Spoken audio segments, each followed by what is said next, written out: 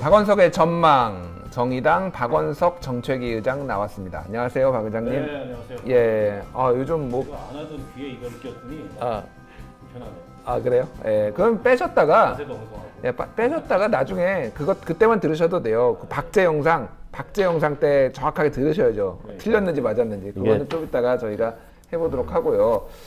요즘 많이 바쁘시죠? 아무래도 이제 저도 지역의 후보를 출마했고, 그러니까요. 또 어제 이제 출마 기자회견을 공식적으로 했어요. 예, 그리고 이제 아침 출근 인사를 이번 주부터 시작을 했습니다. 이번 주부터. 네, 그렇다 보니까는 바쁘죠. 그러면서 또 중간중간에 여의도 왔다 갔다 해야 되고, 그러니까요. 공약 발표해야 되고. 여의도도 왔다 갔다 해야 돼. 뭐 방송가를 또 다 누비셔야 되잖아요. 이제 방송은 많이 정리를 했어요. 정리하셨어요? 특히 이제 TV 같은 경우는 예. 정규로 나가는 건 다 정리했고, 그렇군요. 라디오는 아직 좀 있는데 그렇습니다. 핫식스는 관계가 없습니다. 저희는. 법적으로는 관계가 없죠. 법적으로는 전혀 관계가 없기 때문에 네. 가급적이면 끝까지 모시고 싶습니다. 저희는. 노력하겠습니다. 알겠습니다. 예. 자, 이제 뭐 설 연휴가 얼마 남지 않았어요. 이게 뭐 저는 사실은 이게 얼마나 효과가 있는지 검증이 된 건지는 모르겠으나 설 밥상머리 민심이란 얘기를 많이들 합니다. 언론에서도 얘기하고 정치권에서도 얘기하고. 네. 정치권에 계신 분으로서 설 밥상머리 민심이란 게 정말 있나요? 있죠. 있다 있어요? 보니까는 예. 그 정치권에서 그걸 한결같이 신경을 쓰는 거고, 특히 이제 오랜만에 가족들이 한 자리에 모이잖아요. 요즘 같은 경우에는 한 집에 살아도 모여 앉기가 쉽지가 않아요. 그럼요. 서로 간에 바쁘니까. 예. 저는 뭐 애 얼굴을 지금 며칠째 못 봤는지 모르겠어요. 일가 친척들이 모여 앉으면 예. 아무리 서로 안 하려 그래도 정치 얘기를 하죠. 예. 근데 이제 정치 얘기를 하게 되면은 싸우는 경우들도 왕왕 있죠. 특히나 그러니까요. 이제 지난번 조국 전 장관 사태 이후에 중간에 추석이 꼈었잖아요. 예. 그때 이제 많은 가족들이 정치 얘기를 하다가 큰 싸움 났었다는 얘기가 있는데, 페이스북에서 의절한 분도 제가 몇 명 봤어요. 친구들끼리 페이스북뿐만 아니고 카톡방 예. 이런 데서 서로 나가고 막 이런 경우들도 많이 있었고요. 예. 이번 설 명절에도 아무래도 이슈의 중심은 총선이 아닐까 싶어요. 이제 선거가 임박해 오기 때문에 누가 나왔다, 누구는 어떻더라, 이런 이제 그 지역의 후보자들에 대한 촌평부터 시작해서 크게는 선거 구도까지 이런 얘기들이 주로 설 밥상에서 민심으로 오가지 않을까 싶습니다. 좀 디테일하게 들어가 보면은 네. 어떤 게 안철수 전 대표의 복귀가 얘기가 될까요? 아니면 보수 대통합이 얘기가 될까요? 아니면 뭐 민주당의 인재영입 이런 게 얘기가 될까요? 아니면 정의당의 뭐가 얘기가 될까요? 다들 이슈가 나올 텐데, 특히나 이제 안철수 전 의원이 오랜 동안 정치 공백기를 거쳐서 귀국을 했기 때문에 귀국 이후의 행보에 대해서 이런저런 이제 평가들이 설밥상에서 오가지 않을까 싶고, 평가와 전망들이. 그리고 보수 대통합도 오르겠죠, 입길에. 특히나 이제 보수 정당들 간의 통합을 바라는 이제 보수 유권자들의 압력이 굉장히 세요. 그러니까 지금 황교안 대표가 그 새보수당과의 1대1 통합 테이블 구성을 받은 것도 그런 이제 밑으로부터의 압력을 일정하게 수용한 거라고 봐야 될 거고, 특히나 이제 TK, PK 같은 경우에는 이제 그런 민심이 굉장히 강하기 때문에 그 지역에서는 그게 주된 화제로 오르지 않을까 싶고요. 포괄적으로 총선에 관한 얘기가 오갈 텐데, 결국에는 이제 이번 총선은 어느 쪽을 선택해야 된다, 이런 민심이 이제 막 형성되기 시작하는 그런 시기라고 볼 수 있을 것 같고, 물론 아직도 이제 80일이 넘는 시간이 남았잖아요.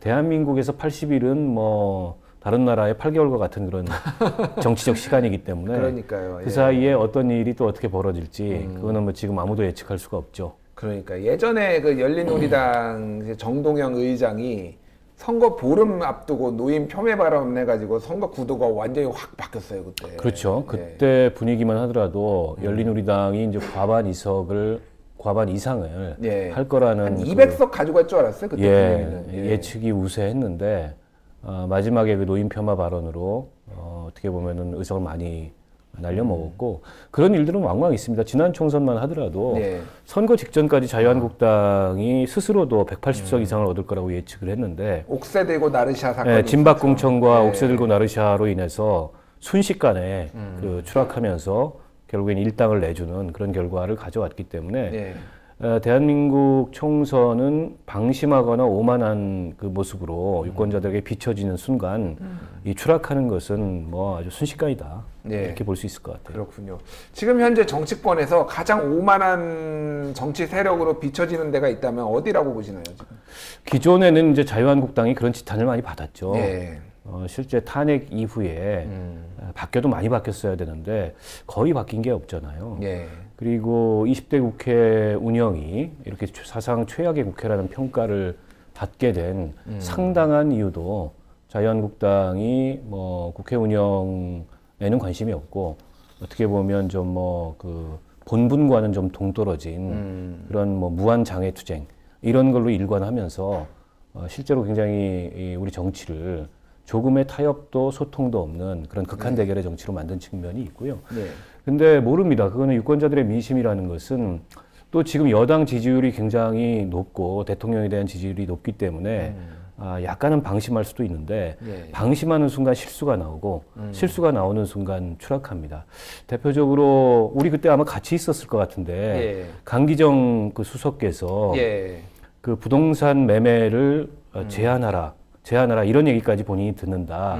이 매매 얘기를 허가제. 매매 허가제를 우리 아마 대기 중일 때 그때 방송에서 전화 인터뷰를 했는데 그런 경우가 사실 대표적이라고 할 수 있어요. 그게 뭐 오만까지는 아니지만 불가능한 얘기거든요. 불가능한 얘기를 국회의원 개인이면 모르는데 청와대 수석이 입 밖으로 그 얘기를 꺼내는 순간에 그게 일파만파 파장을 부를 수가 있어요. 지난 며칠간 그게 계속 언론의 이슈로 회자가 되면서 아마 그 대통령 우리가 나중에 살펴보겠지만 그 국정수행 지지율이 좀 추락한데도 일정한 원인 제공을 한 면이 있다고 봅니다. 그렇군요. 그 최근에 가장 또 그 눈길을 끌었던 사건 중에 하나가 비례 자유한국당이 금지가 되니까 미래한국당을 지금 창당을 하겠다. 그러니까 비례하고 가장 이제 발음이 유사한 미래를 선택한 것 같은데 미래가 없는 정당한테 뭐 미래한국당 이런 얘기를 미래한국당에는 미래가 없다. 조금 넌센스고요. 모르겠습니다. 이게 이제 보수통합이라는 이 한쪽의 추진 동기하고 또 이 이른바 이제 비례위성정당의 추진 동기가 좀 다르거든요. 그러니까요. 그리고 그런 비례한국당과 같은 위성정당 추진에 대해서 새로운 보수당 이 통합의 파트너인데 강하게 비판을 해왔어요. 그러니까요. 새로운 보수당은 꼼수다라고 굉장히 강하게 근데 이제 그렇게 비판했던 새로운 보수당과 통합을 하면서 또 한편으로는 이게 비례 전문 위성 정당을 추진한다는 게 이게 좀 앞뒤가 안 맞는 얘기일 뿐더러 실제 그 미래 한국당이 위력이 있으려면 상당수의 의원들을 거기 남겨서 그 기호를 끌어올려야 됩니다. 적어도 한 5번 이내로 끌어올려야 되는데 물론 이제 불출마한 의원들이 있죠. 한 10명 정도 있는데 뭐 불출마한 의원들을 남기는 것도 사실은 쉽지 않을 뿐더러 거기가 이제 효과가 있으려면 자유한국당은 공천을 안 해야 되거든요, 아예 비례 공천을 한석도 안 해야 되죠. 그렇죠. 근데 이제 17석이 남잖아요. 그 30석 캡을 씌우고 나서도 그럼 그 17석도 자유한국당 이름으로는 뭐 이름이 5석 이상은 그래도 주어질 가능성이 있잖아요. 그렇죠. 자유한국당 이름이 뭘로 바뀔지는 모르겠으나 이 몸통 정당으로는 안 하겠다는 건데 몸통 정당 그게 쉬울까요?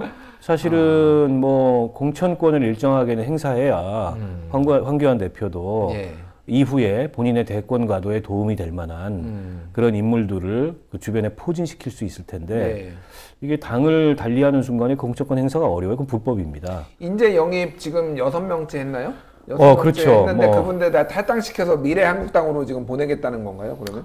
뭐 그렇게 할지 아니면 미래한국당 차원에서 어떤 또 다른 인재 영입이 있을지 모르겠는데 지금 영입된 그분들도 만약 그분들을 비례대표로 포진시키려면 탈당을 시켜서 그 당에 가서 비례 앞순번을 받게 해야 되는데 그 당에 가서 비례 앞순번을 받는다는 보장도 없어요. 그거 황교안 대표가 하는 게 아니거든요. 그러게요. 그리고 이번 선거법 개정에서는 정당이 민주적 공천을 하도록 법에 명시돼 있어요. 그 민주적 공천이라는 것은 정당의 대의기구나 혹은 당원총 투표나 이런 걸 통해서 공천을 해야지 그게 아니고 대표가 낙점하는 형태로 그런 밀실 공천 낙점 공천을 하게 되면 후보 등록 전체가 무효화될 수도 있거든요. 때문에 그 비례한국당이라는 게 만들려고 애를 쓰겠지만 예. 말처럼 간단하지 않고 그에 대한 또 여러 가지 정치적 도덕적 비난이 있기 때문에 이게 자칫 자유한국당의 지역구 선거에 부정적 영향으로도 작용할 수 있잖아요. 예. 뭐 그런 점들이 있어서 뭐 지켜는 봐야 되겠습니다만 만든다 그래서 반드시 그게 성공한다고 보기는 어려워요. 그렇군요. 정의당이 가장 뭐라고 해요? 치명타까지는 아니더라도 피해를 입을 것 아니냐는 전망들이 나오고 있는데. 그럴 수 있죠. 왜냐하면 그 캡을 씌운 30석은 예. 현재 민주당과 자유한국당은 30석에 해당하는 의석은 거의 가져갈 가능성이 없어요. 지역구 당선자가 워낙 많기 때문에. 그렇죠. 예. 그럼 그건 그 두 정당을 제외한 나머지 정당들, 3%라는 진입장벽을 넘는 나머지 정당들이 나누게 되는데, 정의당이 상당한 득표를 하더라도 예. 그 3%를 넘는 정당의 숫자가 많아지면 많아질수록 이건 이제 배분을 하게 되니까 그 비례에 맞게 그 의석을 줄이게 되니까 아무래도 3% 넘는 정당 숫자가 많으면 많을수록 정의당은 그다지 이렇게 유리할 건 없죠. 그렇군요. 지난번에 한 일주일 전인가요? 한국갤럽에서 당장 내일 투표를 한다면 어디를 투표를 하시겠습니까? 그러는데 정의당이 12%나 나왔어요. 네. 그것은 상당히 이 교차 투표라고 해야 되나요? 전략적인 투표가 반영이 됐다라고 보는 게 맞나요? 저희는 실제 선거에 들어가면 더 반영이 될 거라고 봅니다. 왜냐하면 예를 들어서 민주당이 40%의 정당 득표를 했다 치면 30석 캡 안에 들어가 있는 의석은 하나도 못 얻고 나머지 17석 중에 40%를 얻게 되거든요. 그러면 한 7석 정도 됩니다. 7석 정도. 그러니까 민주당의 40%의 정당 지지율을 몰아줘도 돌아오는 비례 의석은 7석인데 정의당에 만약에 40%의 정당 지지율을 몰아준다면 비례대표를 뭐 30석 이상 가져올 수가 있어요. 어떤 게 가성비라는 측면에서 혹은 어떤 게 21대 국회의 국회지형 이라는 측면에서 더 나은 선택인가 이런 것들에 대한 유권자들의 전략적 판단이 작용하리라고 봅니다. 근데 지금 전체적인 분위기는 아까 전에 박준규 기자가 꼭 박원석 의장한테 꼭 물어보라고 그랬습니다. 지금 정의당은 민주당하고 이제 뭔가 차별화를 하는 더 갈수록 그런 분위기고 파병에 대해서도 강력하게 반대 목소리를 냈어요. 네. 그게 진보 진영에서도 지금 뭔가 색깔이 좀 달라지는 거 아닌가요? 물론 이제 서로 다른 정당이고 뭐 이념이나 혹은 가치나 혹은 그 정당의 역사성이나 정당을 구성하고 있는 그런 이 당원이라든지 지지자들의 특성이나 이런 것들이 많이 다르죠. 근데 그렇다 하더라도 한편으로는 이게 경쟁하면서 한편으로는 협력하는 관계잖아요. 이게 이제 자유한국당하고 정의당과의 관계하고는 다르다는 거죠. 그리고 얼마 전에 대통령께서도 그 신년사에서 그런 말씀을 하셨고 총리도 협치 얘기를 하셨어요. 그러니까 저는 이제 협치라는 이제 이 정치의 방향이 열려야 된다고 생각합니다. 국회 운영을 이런 식으로 하면 안 돼요. 그런다고 했을 때 민주당이나 집권 여당이 협치의 파트너가 될 수 있는 정당이 정의당이잖아요, 대표적으로. 근데 협치라는 게 무조건적으로 민주당의 그 정치 방향을 다 동의한다는 건 아니에요. 협력할 건 협력하고 경쟁할 건 경쟁하는 거죠. 그래서 이번 선거 구도가 민주당과 자유한국당의 경쟁 구도로 가면 그건 발전이 없다. 그래서 자유한국당은 정치적으로 퇴출돼야 될 세력이고 정치적으로 축소돼야 될 세력이고 축소. 민주당과 정의당의 그런 개혁 경쟁으로 가는 것이 대한민국 정치의 미래를 위해서도 또 21대 국회의 생산성을 위해서도 바람직한 방향이고 그 점에 대해서 민주당 지지자들도 공감하는 분들이 있기 때문에 또 이 정당 투표에서는 상당한 전략적인 투표가 작용할 수 있으리라고 저희는 생각하고 있습니다. 알겠습니다. 그 정의당 얘기 나온 김에 좀만 더 여쭤볼게요. 그 이만솔 부대표가 탈당을 했습니다. 이번 총선에 비례대표에 나오려고 했는데 당에서 좀 반대를 한 것 같아서 그래서 탈당을 했는데 심상정 대표가 일탈은 매우 유감이라고 이제 말을 했어요. 매우 세게 얘기를 하신 것 같은데 일단 정의당의 당원 당규에 따르면 선출직 공직자가 임기 중에 다른 선거에 출마하려고 할 때는 당의 결정을 받도록 되어 있습니다. 그래서 당의 의사결정기구인 상무집행위원회에서 이 논의를 이만솔 대표의 요청에 의해서 했습니다만 상무집행위원회 구성원 전원이 이만솔 전 부대표를 제외한 전원이 굉장히 부정적인 그런 입장을 표명을 했고 지금 지방선거 끝난 지 1년 반밖에 안 됐습니다. 그리고 이만솔 전 부대표가 초선이에요. 때문에 이건 이제 서대문 구의원들에 대한 서대문 구민들에 대한 도리가 아니고 다른 정당이 그런 선택을 했을 때 예. 보궐선거의 원인을 제공한 정당한테는 책임정치 차원에서 공천을 하지 말도록 해야 된다. 예. 이게 이제 정의당의 오래된 당론이고 예. 지금도 보궐선거가 몇 군데 이번 총선과 함께 열립니다. 거기에 입후보한 정의당의 후보들이 상대당을 향해서 그런 주장이나 그런 요구를 하고 있어요. 예. 그 상대당은 자유한국당이기도 하고 민주당이기도 합니다. 예, 예. 그런데 우리가 만약에 이만솔 부대표의 그 비례대표를 출마하겠다는 그런 요구를 수용한다면 우리 스스로 이게 모순에 빠지는 거기 때문에 그거는 절대 수용할 수 없다는 게 당의 뜻이었는데 그러고 이제 회의가 끝났는데 그날 가서 바로 사퇴서를 일방적으로 내버렸어요. 이거는 이제 당의 우리 당규에 따르면은 징계감이고 그래서 즉시 이제 징계 절차를 착수하는 그런 논의를 하고 본인한테 출석해서 소명할 것을 그 통보를 했는데 여기에는 출석 안 하고 바로 정론관 앞에 가가지고 탈당한다는 기자회견을 한 거죠. 그래서 저는 좀 안타깝고요. 그 젊은 정치인이 뭐 성과도 있었고 또 어쨌든 정치는 자기 실현의 욕망으로부터 출발합니다. 그 점을 이해 못하는 바는 아니지만 너무 조급했다. 근데 우리 정치 역사에서 조급함이 성공한 사례는 그다지 그렇게 찾아보기 드뭅니다. 그렇게만 말씀드릴게요. 그렇군요. 예, 이만솔 부대표가 저희 방송에도 뭐 나오고 전화통화도 하고 그래서 저희가 한번 여쭤봤고요.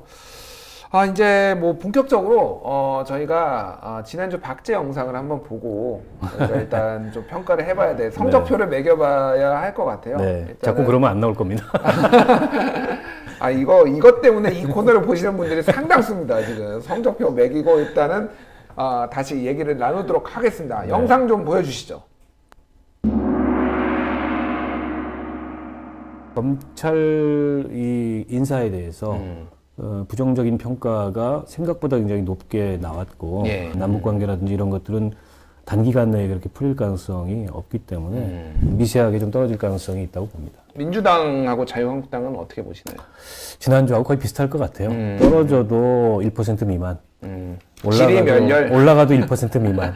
아니 뭐 지리멸렬은 아니죠. 둘 다 지지율이 저희보다 훨씬 높으니까. 정의당은 5.5%에서 지금 헤매고 있습니다. 이게 큰일입니다. 그래서 정의당은 그래서 오릅니까 떨어집니까? 얘기를 하셔야죠. 올라야죠. 6%대로 간다. 6%대로 간다. 아니면 뭐 장애 진입니까 혹시? 글쎄 뭐 안 나오면 되죠. 뭐 잠깐 있을 필요가 있습니다. 알겠습니다. 일단은 대통령 지지율이 하락한다라는 맞췄는데 미미하게 아주 조금 하락할 거라고 얘기했는데 근래에는 보기 드물게 많이 하락했습니다. 네, 부정평가가 다시 긍정평가를 앞섰죠. 생각했던 것보다 지금 검찰 인사의 파장이 큽니다. 검찰 인사의 파장이. 지난 주말에 또 장례식장에서의 그런 뭐 한쪽에서는 항명이라 그러고 한쪽에서는 정당한 이의제기라고 하는데 어쨌든 공개적인 자리에서 검찰 간부들끼리 충돌하는 모습도 있었고 직제 개편안이 오늘 통과됐지 않습니까? 국무회의에서. 그러면 이제 중간 간부들에 대한 인사도 곧 있을 예정인데 이게 이제 검찰 개혁에 대해서는 여론이 당위적으로 지지하는 그런 응답이 높은데 검찰 인사 에 대해서는 전혀 달라요. 여기에 대해서는 뭐 절반 이하로만 지지하고 오히려 반대하는 응답이 굉장히 높고 어쨌든 지금 정권 수사한다고 수사진단 교체하는 거 이게 정당하냐라는 식의 시각들이 있는 것 같아요. 그렇죠. 그리고 분명히 지난 장례식장에서 그 양석조 이 심의관의 그 행태는 추태라고 볼만한 거죠. 사실은 이게 이제 의사 결정 과정에서 제출됐던 표면화됐던 이견이에요. 근데 이거를 의사 결정이 이미 끝났고 그리고 뭐 그 심재철 검사장이 얘기한 것처럼 뭐 기소가 안 된 것도 아니고 기소가 됐습니다. 근데 그거를 그렇게 공개적인 자리에서 그 부적절한 방식으로 또 술자리에서 그렇게 표현한 거는 저거는 뭐 품위유지 위반이어서 징계감이기도 하죠. 뭐 의도적이었다라는 뭐 그런 얘기도 있어요. 있습니다. 저게 이제 기획된 거였다 이런 설도 있고 그러나 이게 검찰과 정권이 충돌하는 모습을 계속 보이게 됐을 때 정권 입장에서는 괘씸하고 저거 저 가만 놔두면 안 되겠다, 진압해야 되겠다라고 하는데 정치적으로는 별로 이로울 게 없습니다. 그만큼 정부 여당도 데미지를 받는 거고 특히 이제 지난 인사 같은 경우에 제가 이 인사 문제는 좀 거슬러서 봐야 된다고 계속 말씀드리는데 윤석열 표 인사가 사실은 검찰의 그동안의 인사 관행을 깬 굉장히 어쨌든 이 측근 위주의 친위 인사였어요. 이거를 정상화시킨 측면도 이번 추미애 장관의 인사에 포함이 돼 있는데 그런 것들은 오히려 의미부각이 안 되고 이게 일종의 보복성 인사 내지는 정권을 향한 수사의 칼날을 무디게 하려는 인사 뭐 이런 걸로 지금 비춰지고 있다는 거죠. 계속 뭔가 대립 구도로 이게 나오니까 그게 더 부각되는 것 같아요. 네, 그게 이제 대통령 그 업무 수행에 부정적 영향을 미친 측면이 하나 있고요. 또 한 가지는 제가 아까 얘기했듯이 조금 오만해 보이는 그런 요소들이 있었습니다. 그 강기정 수석의 발언도 그렇고 사실 그거 실현 불가능한 얘기거든요. 그리고 바람직하지도 않아요. 그리고 그 청와대 출신들의 대거 총선 출마. 그리고 그 배경에 뭐 이 친문 말하자면 이 세력이 21대 국회의 중심이 돼야 된다라는 식의 그 얘기가 그 정권의 이너서클에서 오가고 있다라는 뭐 각종 언론에서 그런 식의 막 그 기사들을 써 내려가잖아요. 이런 것들이 다 좀 부정적으로 어떻게 보면 지지율에 반영이 된 게 아닌가 싶어요. 그렇군요. 자, 민주당하고 자유한국당 지지율을 좀 보겠습니다. 민주당도 대통령 지지율보다는 조금 덜 빠졌지만 비슷한 수준으로 꽤 빠졌고요. 그리고 자유한국당은 약간 올랐어요. 민주당 지지율이 빠진 거는 뭐 대통령 지지율하고 이게 이제 커플링 돼 있는 거고 자유한국당은 보수 통합에 대한 기대감 같은 거 아니겠습니까? 아무래도. 그렇군요. 그리고 새로운 보수당이 4.7%로 처음 진입을 했는데 자, 정의당 5.5%에서 4.3%로 빠졌습니다. 저도 저 여론조사 결과를 유심히 보면서 원인 분석을 좀 해봤는데 일단 패스트트랙 통과 이후에 기사에서 언급량이나 빅데이터 이 언급량이 굉장히 줄었습니다. 아, 그렇군요. 그러니까 이슈의 중심에서 비켜나 있다는 거죠. 그리고 좀 부정적인 요소들도 있어요. 뭐 진중권 탈당은 했지만 이만솔 뭐 이런 사례들이 굉장히 부정적으로 비친 거고 또 정의당 내에 뭐 비례대표 밥그릇 싸움이 시작됐다 이런 류의 부정적인 기사들이 나갔는데 사실 전혀 안 그렇거든요. 굉장히 질서 있는 비례대표 선출 룰을 논의를 했고 지난 토요일 날 끝났죠. 모든 정당의 사실은 공직 후보 선출에 대해서는 여러 이견들이 존재하고 또 이해관계들이 충돌하는데 정말 큰 정당들에서 공천권을 둘러싸고서 정말 뭐 사심이 쇠사슬 들고 싸우는 거에 비하면 정의당은 굉장히 그 질서 있는 말싸움을 내지는 명분과 논리 싸움을 뭐 그거는 시청자들이 판단하겠죠. 하면서 정리가 됐어요. 그래서 청년 비례대표를 당선권에 5명이나 지금 공천하기로 정리가 됐고 그리고 뭐 장애할당 같은 경우에도 당선권의 10%를 하기로 결정이 됐고 때문에 이게 무슨 언론에서 그렇게 부풀리듯이 정의당이 비례밥그릇 싸움을 하는 게 없는데 그런 이제 부정적인 기사들이 보도되면서 지지율이 좀 빠진 게 아닌가 싶고 새로운 보수당이 새로 들어오면서 약간 그것도 영향을 있습니다. 받은 것 같아요. 새로운 보수당이 진입하면서의 영향도 있고 여론조사 전문가들 그 얘기를 들어보니까 대한신당도 안 넣었었대요. 그리고 민중당도 안 넣었답니다. 이런 것들을 넣으니까 상대적으로 정의당의 지지율이 좀 빠지는 것으로 나오더라. 그렇군요. 이런 것도 이제 영향을 미친 것 같습니다. 그래서 4.3%면은 역대 지금 문재인 정부 들어서 최하 아닌가요? 조국 그 전 장관 사태 때 뭐 4%대가 잠시 나왔던 적이 있습니다. 그러니까요. 그래서 여러모로 좀 뭐 앞으로 여러 가지 이제 뭐 이벤트들과 뭐 있겠지만은 정의당 입장에서는 상당히 좀 긴장을 해야 될 것 같다라는 생각을 합니다. 뭐 이렇게 지금 되고 있는데 이제 설이 지나고 저희가 화요일 날 이제 보니까 아마 다음 주에도 다시 박제 영상을 봐야 될 것 같은데 설 민심 어떻게 변할 것 같습니까? 정치권의 전체적으로. 사실은 뭐 설 민심은 설 직후에 바로 난다기보다도 이게 좀 설이 지나고 나서 선거 구도가 잡혀가면서 이제 설 민심이 수면 위로 이렇게 드러나게 될 텐데 아무래도 지금 이 정부 여당 입장에서 별 호재가 없어요. 호재가 별로 없다. 그리고 물론 이제 호재가 영입 이런 건데 화제성 호재 같은 게 영입도 이제 거의 끝났잖아요. 영입은 다 거의 이탄희 판사를 전 판사를 마지막으로 다 끝난 것 같아요. 끝났고 지금 이제 검찰 인사를 둘러싸고 또 부정적인 요소들이 좀 있고 그리고 이제 설 민심은 경제가 어렵다. 예. 뭐 이런 보도들이 이제 쭉 나올 거예요. 그랬더니 뭐 장 보러 갔더니 여전히 시장도 썰렁하다. 이런 것들도 좀 부정적인 요소여서 설 지나고 나서 대통령이나 여당 지지율이 오를 것 같지는 않다. 제자리 걸음이거나 좀 떨어질 것 같다. 그렇군요. 이런 생각이고요. 예.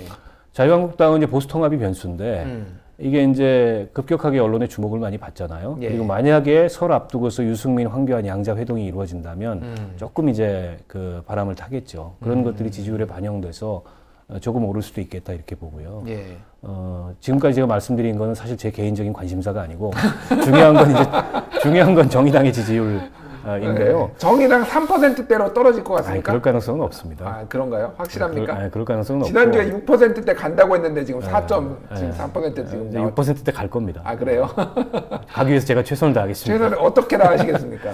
하여튼 이 당의 뭔가 이 참신한 면모를 국민들에게 보이기 위해서 정책이면 정책, 뭐 기획이면 기획 여러 가지 고민들을 하고 있습니다. 자, 비례대표 국민경선제 아직 끝나지 않았죠? 예, 2월 9일 날 이제 오프라인 신청서는 마감이 되고요. 예. 2월 17일까지 ARS와 온라인 신청은 계속 받고 있고 이게 이제 국민참여 경선을 하니까 좋은 점이 기존에는 비례대표로 나가려고 했던 분들이 당내 경쟁에만 몰두를 했어요.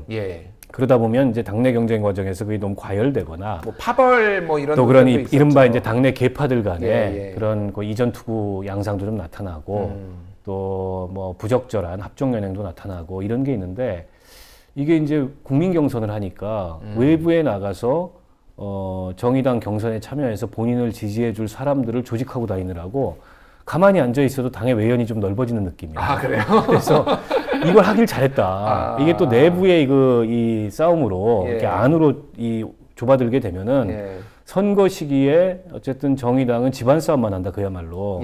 딱 이런 모양새가 되는데 지금 우리 비례대표 출마자들이 약 한 30명에서 40명 가량 될 것 같거든요. 그렇군요. 이 30명에서 40명이 최선을 다해서 당 밖으로 어쨌든 당세를 확정하기 위한 그런 노력을 하고 있기 때문에 이게 선거에는 굉장히 좋은 영향을 미칠 것 같아요. 그렇군요.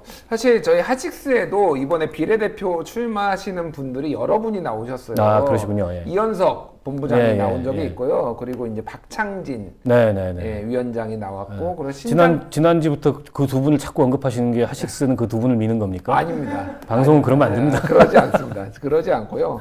뭐 신장식 변호사도 뭐 나오고 그래서.